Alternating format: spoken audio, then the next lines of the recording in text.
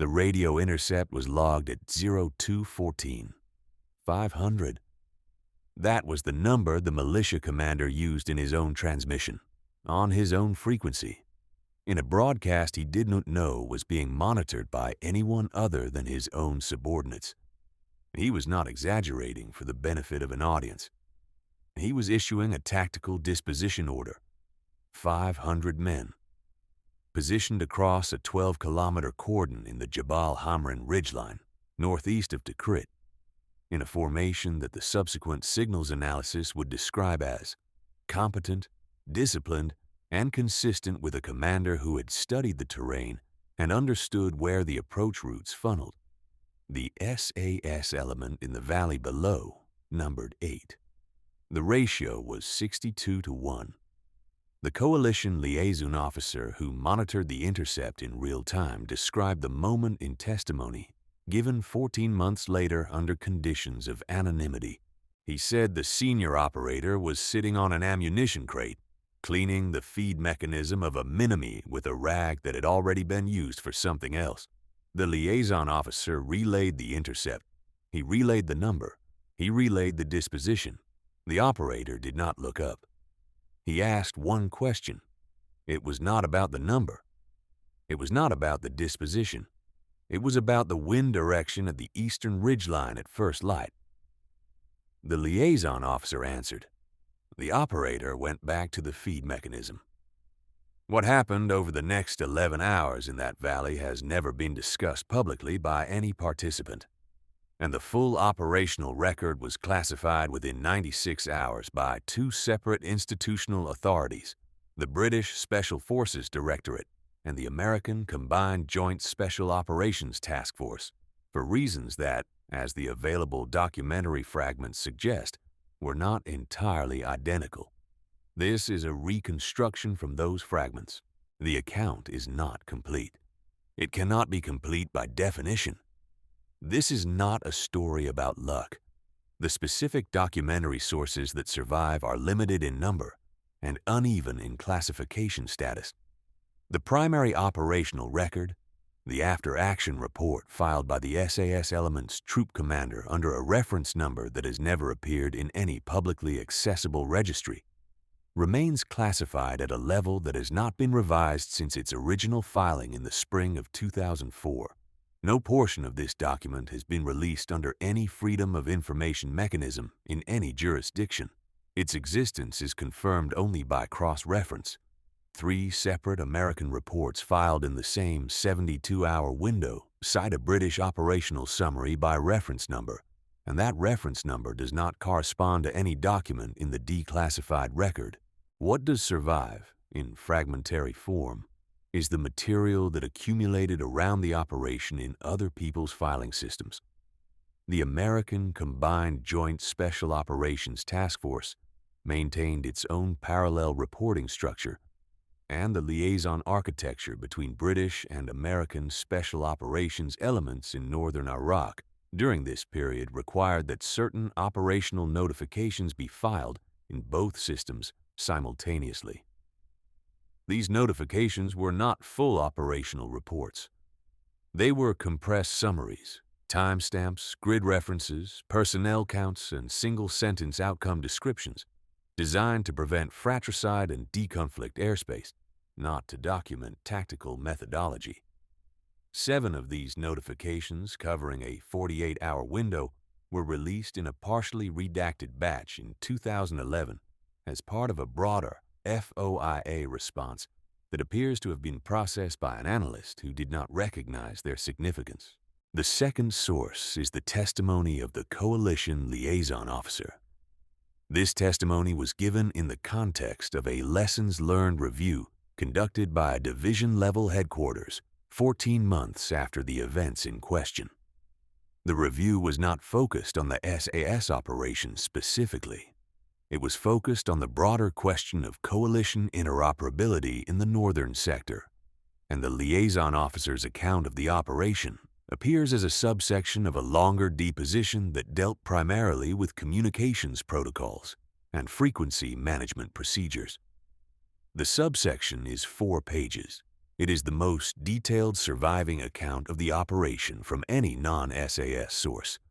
The third source is a set of signals intelligence transcripts, the militia commander's own transmissions, intercepted and logged by an American signals collection platform operating from a fixed site south of Kirkuk. These transcripts preserve the militia commander's voice in real time, his orders, his assessments, his confidence, and, in the final hours, his confusion. The transcripts were declassified in 2009 under a categorical review of signals intelligence products from the Northern Iraq Theater. They were not redacted for content. They were redacted only for the collection platform's technical identifiers. What these three sources provide, collectively, is a triangulated reconstruction. The American notifications provide the timeline. The liaison testimony provides the ground-level perspective. The signals transcripts provide the enemy commander's perspective. What none of them provide is the SAS element's own account of what they did, how they did it, or why they chose the specific methodology they chose. The gaps are significant. The testimony does not dwell on the 11 hours between first contact and the final signals intercept. The notifications record outcomes at intervals but do not describe the actions that produce those outcomes. The signals transcripts record the militia commander's growing disorientation, but do not explain what was causing it. What the fragments indicate collectively is this: 8 men, operating without air support, without reinforcement, and without a viable extraction route, engaged a force of approximately 500 across a terrain corridor that should have favored the larger force by every doctrinal metric available.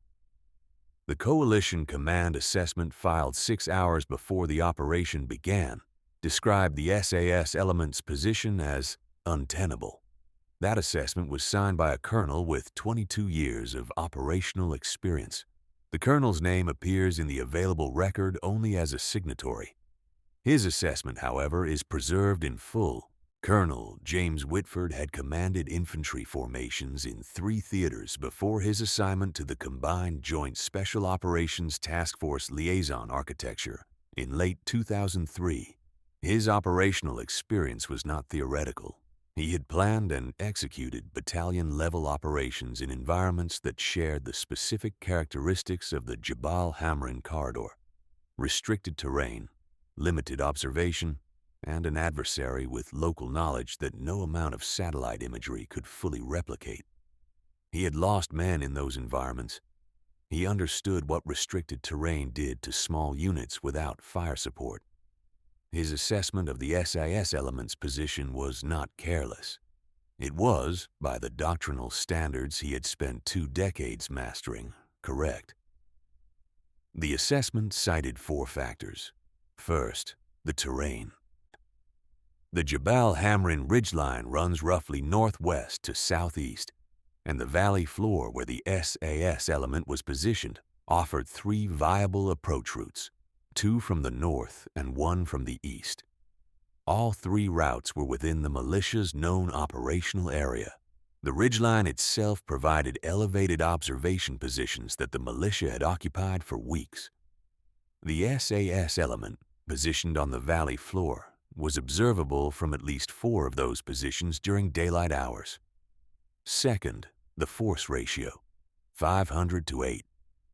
Whitford's assessment did not use the 62-to-1 figure. He used the doctrinal language: force ratio exceeds any sustainable defensive posture for a dismounted element without organic indirect fire or rotary wing support. The language was precise. It was also, within its own framework, unassailable. Third, the support architecture. The SAS element had requested, and been denied, dedicated close air support for the 48-hour window of their operation. The denial wasn't arbitrary. The air tasking order for the northern sector during that period had allocated every available platform to a division-level operation 60 kilometers to the southwest. The SAS element had been offered a single pair of F-16ES on a 90-minute recall cycle. 90 minutes. in a valley where the engagement distance from the nearest ridgeline to the valley floor was 400 meters. Fourth, the extraction. The SAS element's insertion had been conducted by two Chinooks operating under a deception flight plan that routed through a logistics corridor. The same corridor was now within the militia's interdiction envelope. The extraction, if required, would need to be conducted under conditions that the assessment described as non-permissive to rotary wing aviation, without prior suppression of observed anti-aircraft positions. Whitford's conclusion was stated in one sentence: recommend immediate extraction of British element prior to compromise of position. The recommendation was transmitted to the British Special Forces liaison at 1847 on the evening before the operation. The liaison acknowledged receipt. The SAS element was informed. They did not extract. The troop commander's response, as recorded in the liaison officer's testimony, was 4 words. The liaison officer remembered them precisely because he had never heard a response like it to a formal extraction recommendation from a superior headquarters. "We're not finished yet." The liaison officer asked what the troop commander meant. The element had been in position for 36 hours. Their reconnaissance was complete. The target compound they had been observing was now confirmed as a militia command node. The intelligence product, the grid reference, the pattern of life analysis, the communications architecture had already been transmitted. The mission, by any standard reading of the original tasking, was complete. The troop commander said nothing further. What the liaison officer did not know, what the American headquarters did not know, what Colonel Whitford's assessment had not considered, was that the SAS element had not been conducting a reconnaissance mission for the previous 36 hours. They had been conducting a preparation. To understand what happened in the Jabal Hamrin Valley, you first have to understand what the 8 men in that valley had done before they arrived there. The SAS element was drawn from a single squadron that had been operating in the northern Iraqi theater since January 2004. The squadron's operational tempo during this period was, by the testimony of the liaison officer, unlike anything he had encountered in 6 years of working with special operations forces from 4 nations. The squadron was running operations on a cycle that the American task force described in internal communications that survived classification as unsustainable. The word was not intended as criticism. It was intended as a factual observation. The cycle was unsustainable for any unit that operated under the force management protocols that governed American special operations deployments. The British element did not operate under those protocols. The 8 men in the valley had been selected through a process that the available institutional record describes in terms that are simultaneously precise and insufficient. The selection course for the Special Air Service is conducted in the Brecon Beacons, a mountain range in South Wales that does not look, on a map, like a place that kills people. The peaks are not dramatic. The highest point is 886 meters. The terrain is rolling, grassed, and in summer looks almost pastoral. This appearance is the first of several things about the beacons that the available record suggests are misleading. The course runs for approximately 5 months. The initial phase, the phase that eliminates the majority of candidates, is conducted in winter. The specific conditions of winter in the Brecon Beacons are documented in meteorological records that the Ministry of Defense has never classified because they did not need to. The data is publicly available. Average January temperature at 700 meters, 2 degrees Celsius. Average wind speed at exposed ridgelines, 35 kilometers per hour. Average visibility during precipitation events, less than 50 meters. Precipitation frequency during the selection period.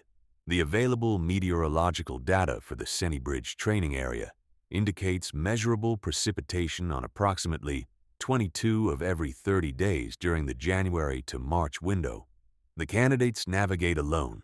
They carry a Bergen rucksack weighing between 25 and 30 kilograms, depending on the phase. They are given a grid reference. They walk to it. When they arrive, they are given another grid reference. They walk to that. The directing staff, the DS, the men who run the course, do not encourage. They do not discourage. They do not speak to the candidates beyond the minimum required to issue the next grid reference. They observe. The observation is the point. What the DS are observing has never been formally articulated in any document that the available record contains. The selection criteria are not published. The pass/fail threshold is not defined in writing. The institutional knowledge of what the course is selecting for resides in the DS themselves, men who passed the same course, served in the same squadrons, and returned to the beacons to watch other men attempt what they once attempted. The knowledge is transmitted not through doctrine but through continuity. The available record preserves one detail that the liaison officer described as the thing he found most difficult to convey to the American officers who asked him about the British element's capabilities. The detail is this. During the final phase of selection, candidates conduct a march of approximately 64 kilometers across the beacons in a single continuous movement. They carry full weight. They navigate alone. They have a time limit. The time limit has never been publicly confirmed, but the testimony of individuals who have completed the course suggests it is approximately 20 hours. Men have died on this march. The deaths are not classified. They are documented in coroners' reports that are publicly accessible. The causes are consistent: hypothermia, cardiac events induced by sustained exertion under thermal stress, and navigational errors that placed candidates in terrain features, cliff edges, river crossings, exposed ridgelines, where the combination of exhaustion and reduced visibility produced fatal outcomes. The course has never been modified to prevent these deaths. That is not an editorial statement. It is a fact preserved in the institutional record. The course has been reviewed after every fatality. The reviews have produced recommendations. The recommendations that were adopted addressed medical response times and checkpoint communications. The recommendations that were not adopted were the ones that proposed reducing the physical demands of the course itself. The institutional position, as stated in language that the available record preserves only in paraphrase, is that the course cannot be made safer without making it into a different course, and the different course would select for different men. The 8 men in the Jabal Hamrin Valley were the men the unchanged course had selected. The militia commander, whose voice is preserved in the signals transcripts, was named Khalil al-Duri. The available record on al-Duri is more complete than the record on the SAS element, for the simple reason that al-Duri operated in a context where documentation served his purposes.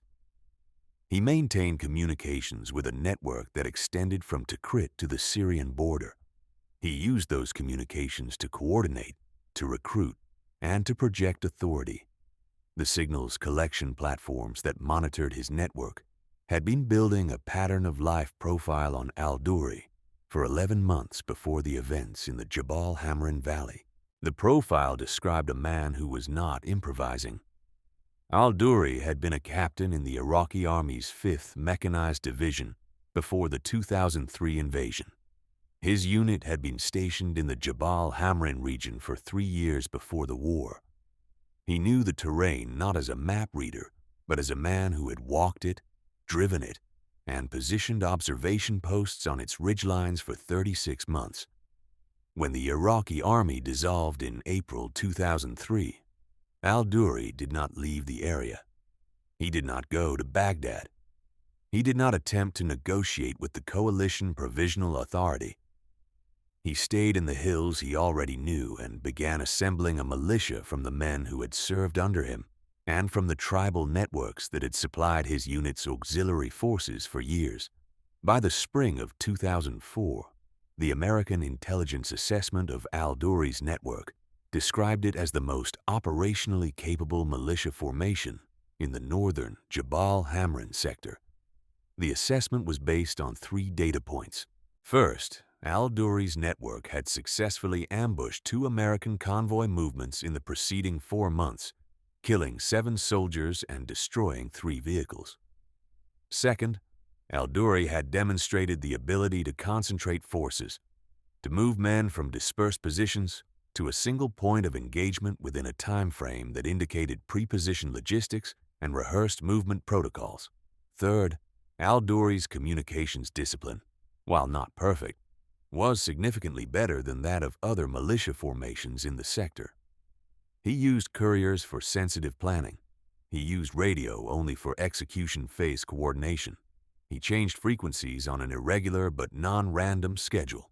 The American assessment concluded that Al-Duri's network could not be disrupted by conventional means without a battalion-level operation supported by dedicated aviation and a cordon force of at least 2 companies. The SAS troop commander had read this assessment. He had also read something the assessment did not contain: the pattern of life analysis that his own squadron's intelligence cell had been building for 6 weeks. The analysis was based on different sources and produced a different picture. Not a contradictory picture, a more granular one. The SAS intelligence cell had identified something that the American assessment had not prioritized. Al-Duri's 500 men were not a standing force. They were a mobilization network. At any given time, the number of men under Al-Duri's direct control at his command node was between 15 and 25. The remaining 475 were distributed across a network of villages, farms, and urban safe houses within a radius of approximately 40 kilometers. Al-Duri could concentrate them. The American assessment was correct about that. But the concentration took time. The signals analysis suggested a minimum of 4 hours from the initial mobilization order to a full cordon at the Jabal Hamrin ridgeline. 4 hours. The troop commander had been studying that number for 3 weeks. The preparation had begun 23 days before the SAS element inserted into the valley. The troop commander, the available record does not preserve his name, and the liaison officer's testimony refers to him only as the British troop commander, or in one instance, the captain, had submitted an operational concept to the British Special Forces headquarters that was unlike the reconnaissance tasking the squadron had been conducting for the previous 2 months. The concept was 7 pages. The liaison officer saw it. He described it in his testimony as the most detailed operational plan he had ever seen, produced by an 8-man element. The plan did not request additional forces. It did not request dedicated air support. It did not request an extraction window. It requested time. Specifically, it requested permission to remain in the Jabal Hamrin Valley for a minimum of 72 hours after the initiation of offensive operations. The request was unusual. Special operations elements in the northern sector operated on a cycle that typically involved insertion, a task of 12 to 48 hours, and extraction. The extraction was planned before the insertion. The extraction was the institutional assumption. The troop commander's plan contained no extraction phase. The liaison officer asked about this. He described the troop commander's response in his testimony. The captain said that extraction was a contingency, not a phase. He said the plan would work or it would not work, and if it did not work, extraction would not be relevant. The liaison officer did not ask what that meant. The 23 days of preparation were divided, according to the fragmentary evidence, into 3 activities conducted simultaneously. The first activity was source development. The SAS element's intelligence cell had cultivated 2 sources within Al-Duri's outer network, not fighters but logistics personnel. Men who moved supplies. Men who knew where things were stored. The sources were not ideological, they were transactional. The specific nature of the transaction has never been confirmed by any available evidence. What the evidence does confirm is that the sources provided two pieces of information that the American intelligence architecture had not obtained. The first was the location of al-Duri's 3 prepositioned weapons caches, the caches that supplied his fighters during concentration. The second was the route al-Duri used to move between his command node and his secondary position during periods of perceived threat. The route was a footpath. It was not on any map the coalition possessed. The second activity was terrain familiarization. The troop commander and his second-in-command conducted 2 covert reconnaissance insertions into the Jabal Hamrin Valley before the main operation. Each insertion lasted approximately 18 hours. They moved on foot. They carried no communications equipment that could be detected by the rudimentary signals monitoring capability that al-Duri's network maintained. They carried cameras. They carried notebooks. They carried a 1 to 50,000 topographic map on which, according to the liaison officer's testimony, the troop commander had drawn a series of markings that the liaison officer described as looking like a circuit diagram. The liaison officer asked what the markings represented. The troop commander said they were positions. The liaison officer counted the markings. There were 23. He asked how 8 men could occupy 23 positions. The troop commander said they wouldn't occupy them simultaneously. The third activity was rehearsal. The SAS element conducted 3 full rehearsals of the operation in a training area south of Kirkuk that shared the approximate terrain characteristics of the Jabal Hamrin Valley. The rehearsals were conducted at night. They were conducted without communications. Each rehearsal lasted between 8 and 11 hours. The liaison officer was not invited to observe the rehearsals. He learned of them only because the American logistics system recorded the fuel expenditure for the vehicles that transported the element to and from the training area. 3 rehearsals. No communications. 8 men moving through 23 positions in a sequence that, the liaison officer would later testify, he did not fully understand until the operation was already underway. The insertion was conducted on a Tuesday.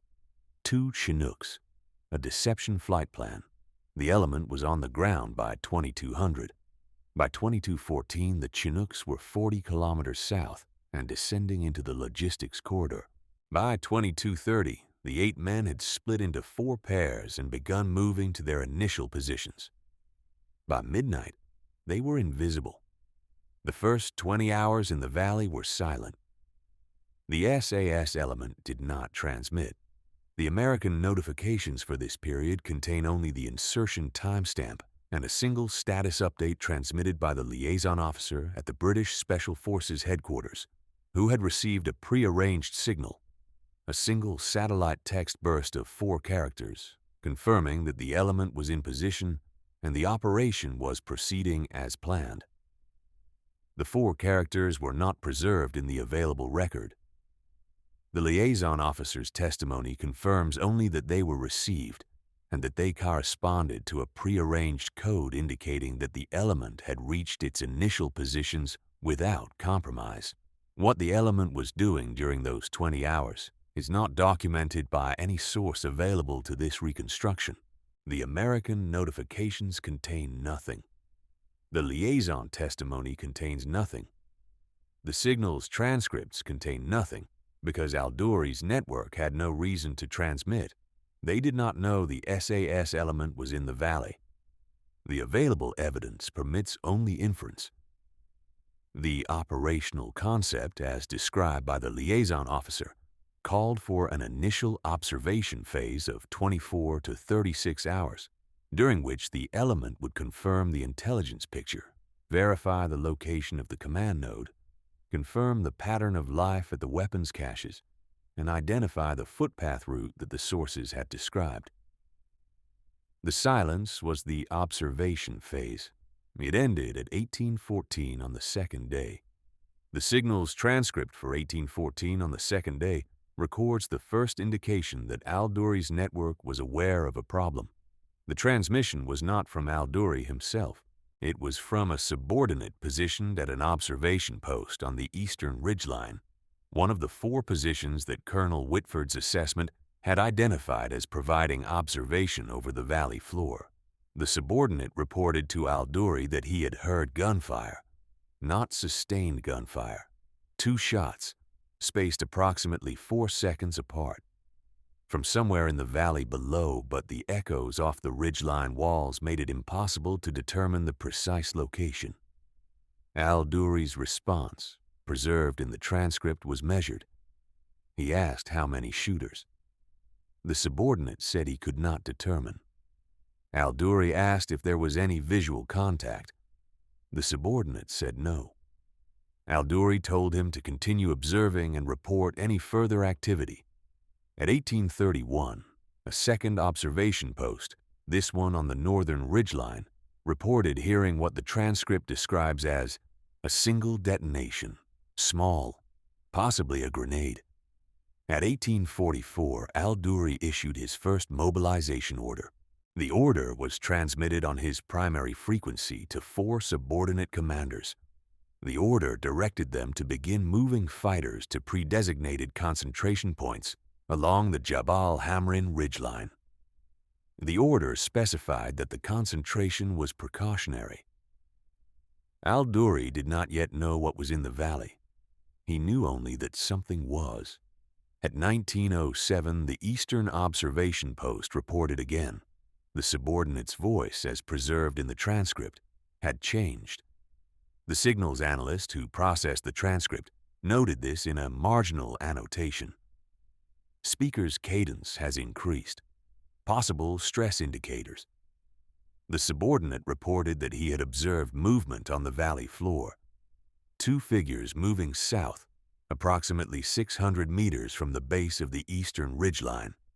He described them as moving quickly and in a manner he characterized as military. Al-Duri asked how many. 2. Al-Duri asked if there were others. The subordinate said he could see only 2. At 1923, Al-Duri issued a second mobilization order. This one was broader. It went to 7 subordinate commanders. It directed full concentration at the Jabal Hamrin ridgeline. It specified urgency. The language, as preserved in the transcript, was direct. All available, now. The hills. The concentration had begun. The 4-hour window that the SAS intelligence analysis had identified, the minimum time from mobilization order to full cordon, had started. It was 1923. The SAS element had until approximately 2323 before 500 men would be in position around the valley. What the signals transcripts do not record, because Al-Duri's network did not know, is what had caused the 2 shots and the single detonation that triggered the mobilization. The liaison officer's testimony provides a partial answer. At approximately 1810, the SAS element had initiated the first phase of the operation. The troop commander had determined that the observation phase was complete and that the intelligence picture was confirmed. The 2 shots and the detonation were not accidental. They were not a compromise. They were the beginning. The first phase was the weapons caches. The SAS element had located all 3 caches during the observation phase. The caches were positioned at intervals along the western side of the valley, the side from which Al-Duri's fighters would approach during concentration. The caches contained ammunition, RPG rounds, and, according to the source reporting, at least 2 heavy machine guns. 2 of the 3 caches were destroyed in the first 11 minutes of the operation. The method was not dramatic. The liaison officer described it as economical. Small charges, precise placement. The 2 shots that the Eastern Observation Post heard were not from the cache destruction. They were from something else. The liaison officer's testimony does not specify what the 2 shots were directed at. The testimony says only that by 1820, The troop commander transmitted a second satellite text burst, 6 characters this time, that the liaison officer decoded as confirming that the first phase was complete and that 2 of 3 caches were destroyed. 2 of 3. The third cache was not destroyed. The liaison officer's testimony does not explain why. The operational concept, as he understood it, called for the destruction of all 3. Something had prevented the destruction of the third. The testimony does not dwell on this. At 21:47, Al-Duri transmitted again. The concentration was proceeding. Fighters were arriving at the ridgeline positions in groups of 10 to 30. Al-Duri's communications during this period are notable for their confidence. He had dealt with coalition incursions before. The 2 American convoy ambushes had been conducted using a methodology that Al-Duri had refined over months. Concentrate, engage from elevated positions, disperse before air support arrived. The methodology worked because it exploited the one variable that Al-Duri understood better than his opponents: the terrain. The valley floor was a kill zone. Al-Duri knew it. Colonel Whitford knew it. The American assessment knew it. The men in the valley knew it too. At 22:03, Al-Duri received a report that changed his assessment. A fighter patrol moving along the western approach route, the route that led to the weapons caches, had reached the first cache position and found it destroyed. The patrol continued to the second cache, destroyed. The patrol reported this to Al-Duri in language that the transcript preserves with a specificity that suggests the fighter was reading from a visual assessment. Everything is burned. The ground is black. The metal is twisted. Al-Duri was silent for 11 seconds. The transcript notes the gap. He then asked about the third cache. The patrol had not yet reached it. At 22:17, the patrol reached the third cache. It was intact. Al-Duri issued an order to redistribute the contents of the third cache to the fighters arriving at the ridgeline. The order was logical. 2 caches lost, 1 remaining. Concentrate what you have. At 22:31, the fighters at the third cache began distributing ammunition and weapons to the arriving groups. At 22:34, the third cache detonated. The signal's transcript for the next 90 seconds contains 4 transmissions from 3 different subordinate commanders. The transmissions are overlapping, fragmented, and consistent with what the signals analyst described as panic-level communications breakdown. The detonation killed or wounded an unknown number of fighters. The available record does not preserve a precise figure, but the subsequent reduction in Al-Duri's communications traffic suggests the number was significant. The SAS element had not destroyed the third cache during the first phase. They had prepared it. The charge had been placed during the observation phase, before the operation began. The detonation was command-initiated. One of the 4 pairs, positioned within line of sight of the cache, had waited until the maximum number of fighters were clustered around it and triggered the device. The troop commander had known that Al-Duri would send men to the surviving cache. He had known that the surviving cache would become a concentration point. He had designed it to be. The liaison officer, in his testimony, described this as the moment he understood what the 23 markings on the map represented. They were not just positions. They were a sequence.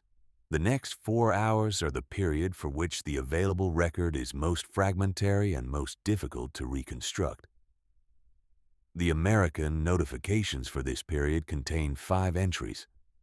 Each entry is a timestamp and a grid reference followed by a single word or short phrase. The entries are 2251, grid reference, redacted, contact. 2314, grid reference, redacted, different from the first, contact. 0019, grid reference, redacted, different from both, contact. 0042, grid reference, redacted, same as the first, contact. 0117, grid reference, redacted, different from all previous, break clean. 5 contacts across 4 different grid references in 2 hours and 26 minutes. The first and fourth contacts occurred at the same grid reference, which means that the pair that initiated the first contact had returned to the same position, or that a different pair had occupied it after the first pair moved. The signal's transcripts for this period are more revealing. At 2251, Al-Duri received a report of contact on the southern ridgeline. Small arms. Brief.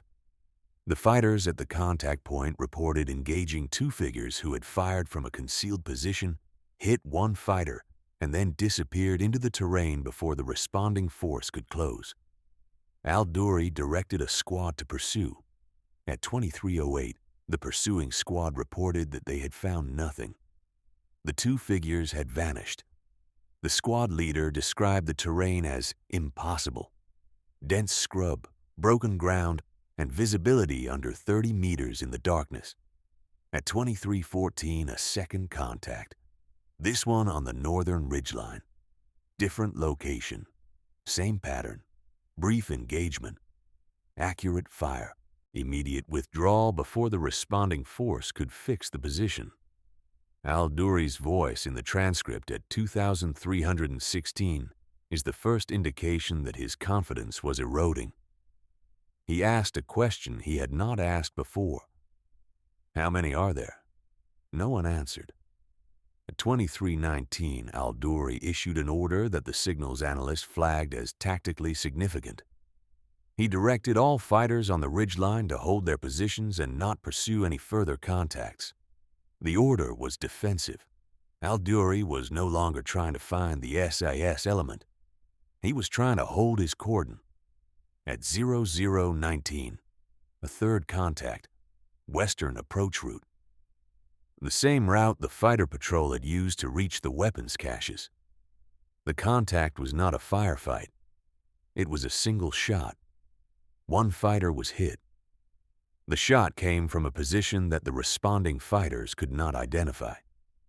They reported hearing nothing before the shot and nothing after it. One shot. One casualty. Silence. At 0042, the fourth contact. Back at the southern ridgeline. The same grid reference as the first contact, 91 minutes earlier. This time the engagement lasted longer. The transcript records approximately 3 minutes of sustained fire from the militia positions. The SAS pair at the contact point had initiated the engagement with a weapon that the fighters described in the transcript as producing a sound they had not heard before. The signals analyst's annotation on this transmission reads, "Probable reference to suppressed weapon system, consistent with L115A3 or similar." 3 minutes of sustained fire from the militia. The SAS pair did not respond after the initial engagement. The fighters reported sweeping the position and finding nothing. No bodies, no equipment, no blood trail. The pair had initiated contact, drawn fire from the militia positions for 3 minutes, and departed. The liaison officer's testimony provides the context that the signals transcripts cannot. The troop commander's operational concept, as the liaison officer now understood it, was not a defense. It was not an evasion. It was a systematic degradation of Al-Duri's force through a methodology that the liaison officer described, in the specific compressed language of his testimony, as psychological attrition conducted through positional ambiguity. 8 men, 23 positions, 4 pairs, moving through the positions in a sequence that was not random but was not predictable, a sequence that had been rehearsed 3 times in the training area south of Kirkuk, in darkness, without communications. Each contact was initiated by the SAS pair.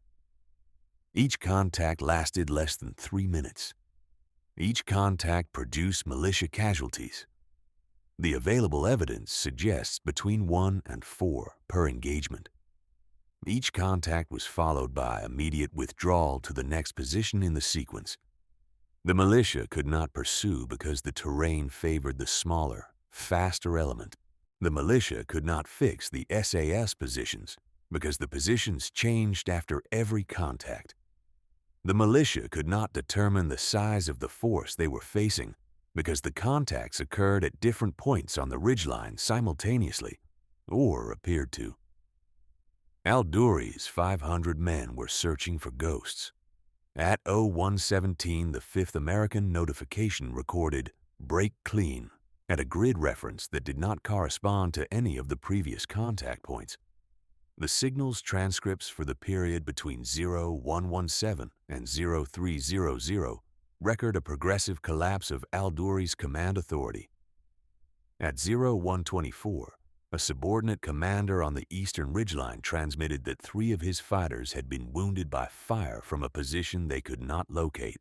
He requested permission to withdraw to a secondary position. Al-Duri denied the request. At 0131, a different subordinate commander reported that his fighters were refusing to move forward. The transcript preserves Al-Duri's response, a single sentence, delivered in a tone that the signals analyst described as controlled but strained.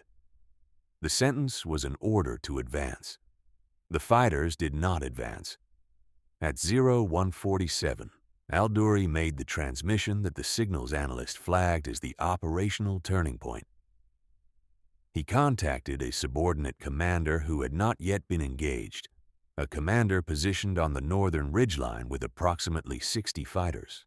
Al-Duri ordered this commander to take his entire force and sweep the valley floor from north to south. The commander asked what he was sweeping for. Al-Duri said he did not know. The sweep began at approximately 0200.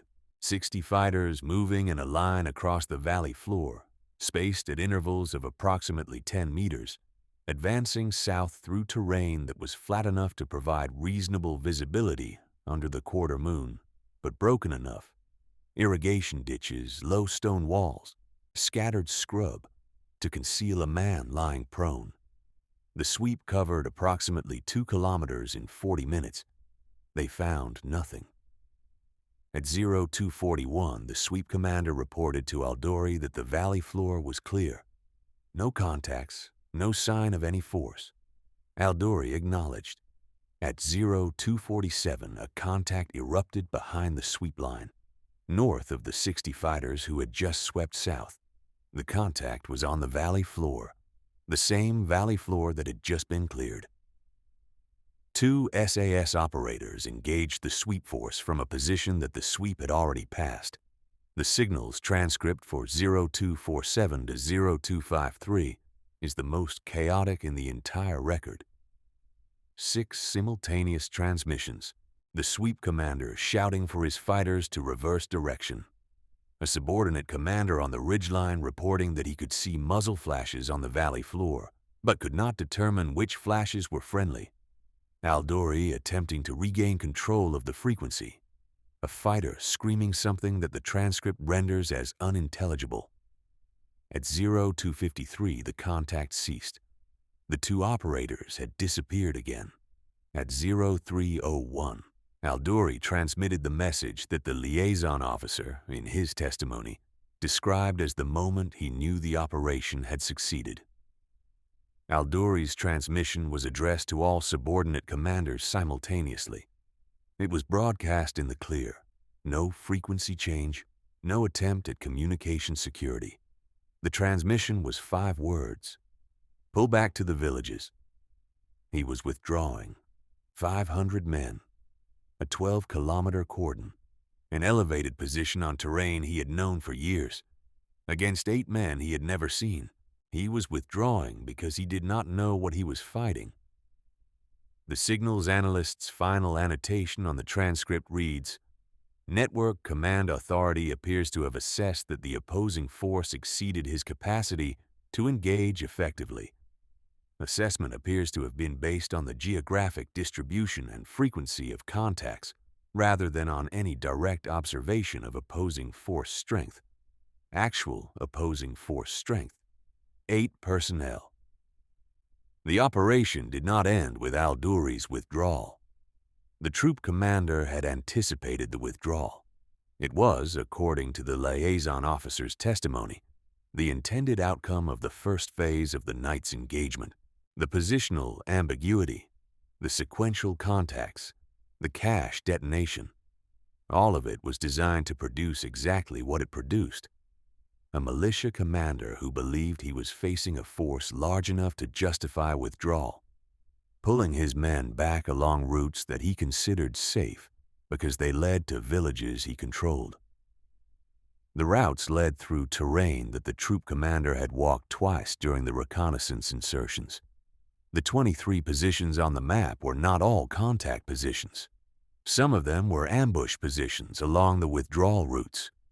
The available record for the period between 0301 and 0500 is the most restricted in the entire reconstruction. The American notifications contain only 2 entries, 0337, grid reference, redacted, engaged, 0448, grid reference, redacted, engaged. The signal's transcripts for this period contain almost nothing. Al-Duri had ordered his men to withdraw, and the withdrawal was conducted largely without radio communication. The fighters were moving in groups along routes they knew, and they did not need to transmit. What the transcripts do contain is a single transmission at 0412. It was not from Al-Duri. It was from a subordinate commander whose call sign the signals analyst identified as belonging to the Eastern Ridgeline sector. The transmission was addressed to Al-Duri but received no response.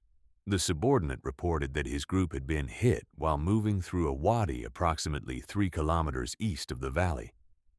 He reported casualties. He reported that the fire had come from above, from a position on the ridgeline that his own men had occupied 2 hours earlier. The SAS pair had moved into the position the militia had vacated. The subordinate's transmission ended with a question that the transcript preserves. Who are these people? Al-Duri did not respond. His network was silent from 0301 until 0847 the following morning, when he transmitted a single message to a contact across the Syrian border. The message wasn't an operational communication. It was a request for reinforcement. The language, as preserved in the transcript, was notable for what it did not contain. It did not describe the opposing force. It did not estimate their numbers. It did not describe their methodology. It said only that the Jabal Hamran position was no longer viable and that he needed men. The request was never fulfilled. The contact across the Syrian border did not respond for 72 hours, and by the time the response came, the operational situation had changed in ways that made reinforcement irrelevant. Dawn came at 0523. The liaison officer's testimony describes the morning in a single paragraph that is the most detailed passage in the entire deposition. He was monitoring the situation from the British Special Forces headquarters, and at 0600, he received a satellite text burst from the troop commander. The burst was longer than the previous ones, 12 characters. The liaison officer decoded it and read the message twice. The message reported the following: 0 SAS casualties, estimated enemy killed in action, between 22 and 31. 3 weapons caches destroyed. Al-Duri's network had withdrawn from the Jabal Hamran ridgeline. The SAS element was still in the valley. The liaison officer transmitted this information to the American Task Force headquarters. Colonel Whitford was in the operations center when the report arrived. The liaison officer's testimony describes Whitford's reaction in a single sentence. He read it and did not speak for what I estimated was 30 seconds. The colonel then asked one question. He asked how many British personnel were in the valley. 8. The colonel did not ask another question.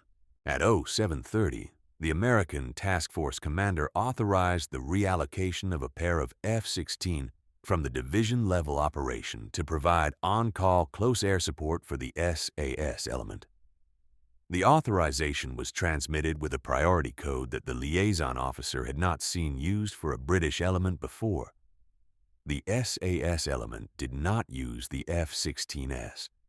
They remained in the valley for another 31 hours. During that period, the signals transcripts record no further militia activity in the Jebel Hamrin sector. Al-Duri's network had gone silent. The observation posts on the ridgeline were empty.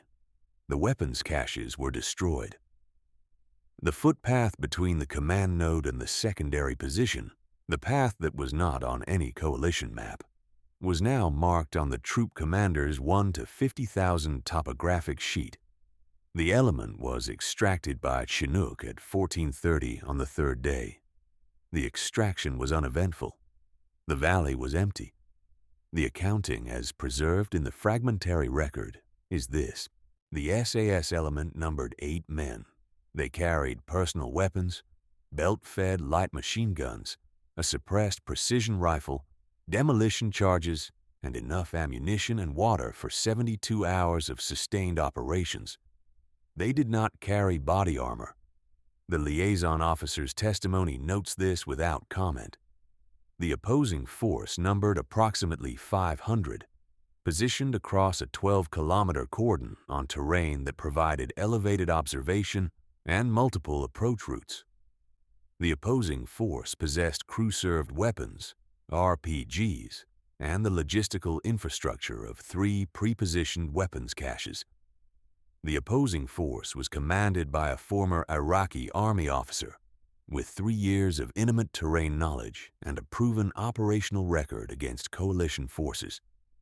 The operation lasted approximately 31 hours from the initiation of offensive action to the cessation of all militia activity. The SAS element conducted a minimum of 7 distinct engagements across at least 5 separate positions.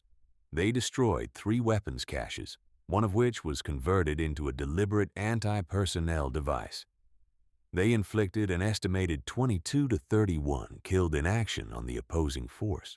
They caused the complete withdrawal of a 500-man militia from a position that the militia had occupied for months. 0 British casualties.